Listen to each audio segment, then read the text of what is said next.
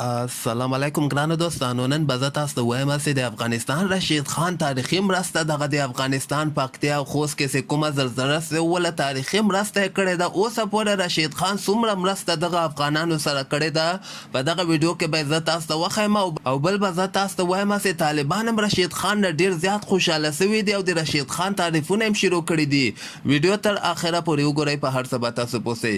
زه به تاسو ته وایم چې د افغانستان رشید خان چې کوم د رشید خان فاونډیشن ته یو دانه ویب سایټ ته مخکې ورځو کې ډېر زیات نشر سره رشید خان خپل یې ورباندې ویډیوګانې هم جوړې کړلې او دغه نړیوالو نه یې غوښتنه هم وکړله، د کرکټ لوبغاړو نه هم غوښتنه وکړله، افغانانو نه هم غوښتنه وکړله چې تاسو دغه پکتیا او خوست کې چې کومې زلزلې سوي دي دغه خلک مشکلاتو کې دي او دغوی سره باید موږ او تاسو په ګډه باندې مرسته وکړو. خو ډېره زیاته مرسته افغانانو او دغه نور لوبغاړي چې کوم دي دغوی ورسره ډېره زیاته مرسته کړې ده. اوسه پورې به زه تاسو ته وایم چې تقریبا 1,10,000 پاونډه مرسته رشید خان کړې ده. دغه ټارګټ اول 40,000 پاونډ، بیا 50,000 پاونډ کو، بیا 80,000 پاونډ کو، بیا 1,20,000 پاونډ ته دغه ټارګټ جوړ کړی ده. دغه 2 ورځو کې 1,10,000 تقریبا پاونډه مرسته رشید خان کړې ده. کوم به چې د رشید خان ویلفیر فاونډیشن په ترو باندې افغانستان ته رسول کیږي او دغه سره د افغانستان طالبان چې کوم دي دغه رشید خان نه ډېر زیات خوشحاله سوي دي او دوی بیا دغه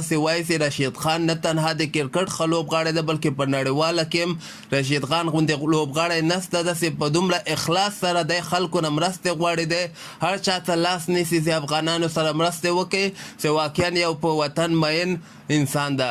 تاسو هم خپل نظر لاندې ما سره په کمنټ کې شریکولی سئ او همدغسې تازه خبرو لپاره تاسو دغه چینل هم در سره سبسکرایب کولی سئ.